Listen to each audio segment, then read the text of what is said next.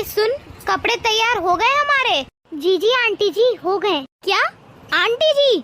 Ma'am साहब बोल, ma'am साहब, समझी? जी हो गए मेम साहब, आपके कपड़े हो गए हैं तो दिखा ना, कहीं बिगाड़ तो नहीं दिए तुमने कपड़े? अरे मेम साहब आप बिल्कुल टेंशन मत लो, कपड़े बहुत अच्छे से सिले हैं मैंने, चाहे तो आप चेक कर लो। हाँ हाँ वो तो हम देख ही लेंगे। लगता है अच्छे सिल रखे हैं, और ये कपड़े भी तो देने हैं ना? हाँ मम्मी। अच्छा मेम साहब, इन कपड़ों के पैसे? पैसे? अरे पैसे कहीं भाग के जा रहे हैं क्या? दे देंगे। हाँ, और वैसे भी अभी कुछ ही दिनों में मेरी बहन की शादी है, तो उन सब के भी कपड़े हम तुम्ही से सिलवाएंगे ना, तब कर देंगे तुम्हारे पैसे का हिसाब। अरे वाह, ये तो बहुत अच्छी बात है। तो कौन से कपड़े सिलने हैं? अरे तुझे ये बैग दिखाई नहीं दे रहा? उठा इसे। पैसे मेम साहब?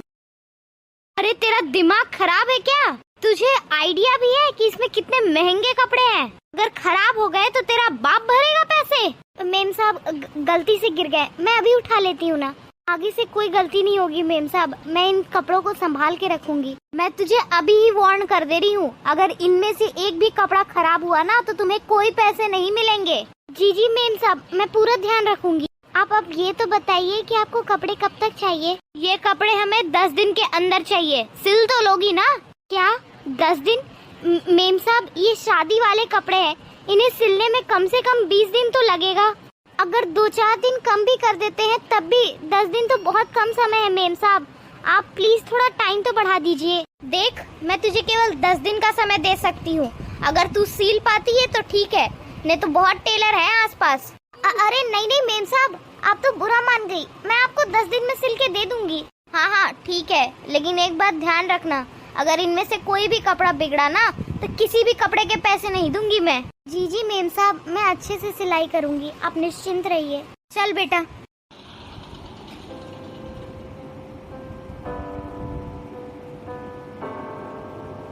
अरे वाह मम्मी, आपने उसे 10 दिन का टाइम दिया है, पर वो 10 दिन में वो कपड़े सिलेगी कैसे? अरे हाँ बेटा, 10 दिन का टाइम तो मैंने उसे जानबूझ के दिया है, क्योंकि मुझे पता है कि 10 दिन में तो वो इतने सारे कपड़े सिल ही नहीं पाएगी।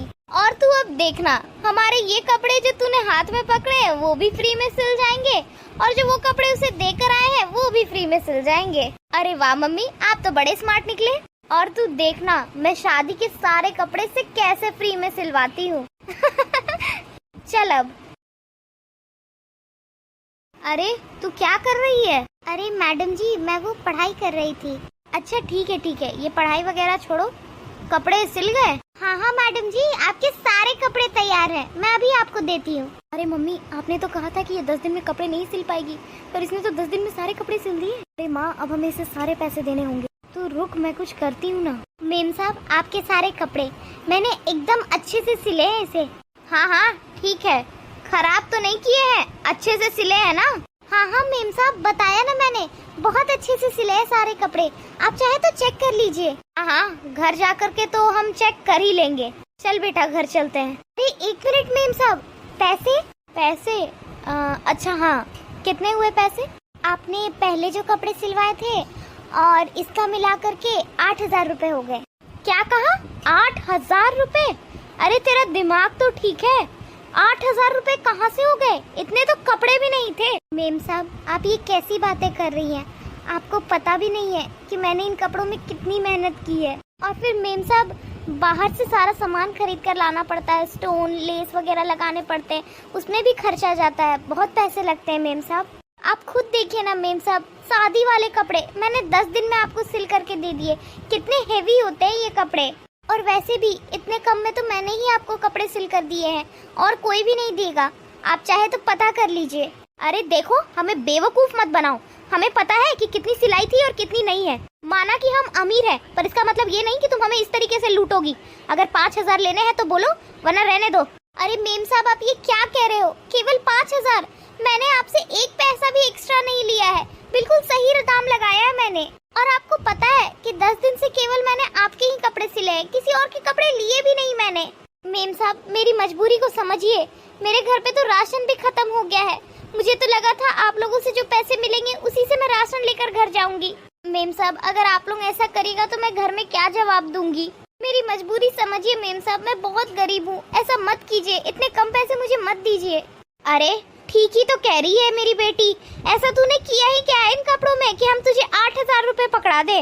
देख 5,000 रुपए लेने हैं तो बोल, वरना हम जा रहे हैं। नहीं नहीं मेम साहब, ये तो बहुत कम है, लेकिन आप वही दे दीजिए। अब आई ना तुम लाइन पर। अरे बेटा, मैं तो पैसे घर पे ही भूल गई। अच्छा एक बात बता, यहाँ आसपास कोई एटीएम है? हाँ हाँ मेम साहब, एटीएम है ना, यहाँ से आप सीधे जाकर दाहिने मुड़ जाना, वहीं पर एटीएम है। अच्छा ठीक है, तू यहीं पर रुक, हम थोड़ी देर में आते हैं। हाँ हाँ मेम साहब ठीक है, पर आप जल्दी आइएगा। हाँ हाँ ठीक है, चल बेटा।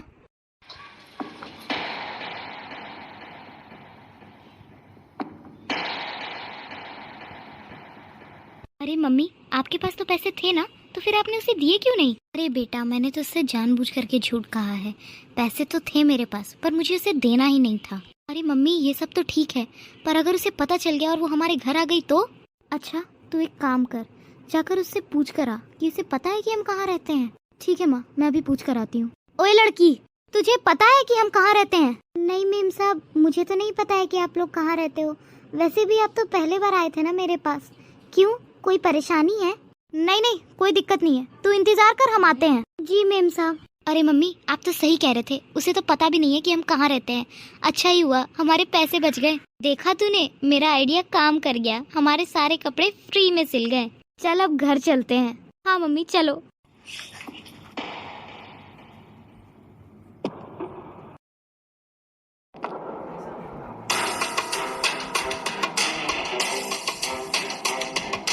अरे तुम यहाँ तो सेक्टर 22 में सिलाई का काम करती थी? देखिए, मैं आपकी कोई रिलेटिव नहीं हूँ, so be in your limits. Ma'am कहिए मुझे। क्या कहा? आंटी जी? मैडम बोलो, मैडम। Sorry madam. वैसे मैडम आप यहाँ कैसे? शायद आप लोग अंदर आने से पहले बोर्ड देखकर नहीं आए हैं। ये आईएएस ऑफिसर का ऑफिस है।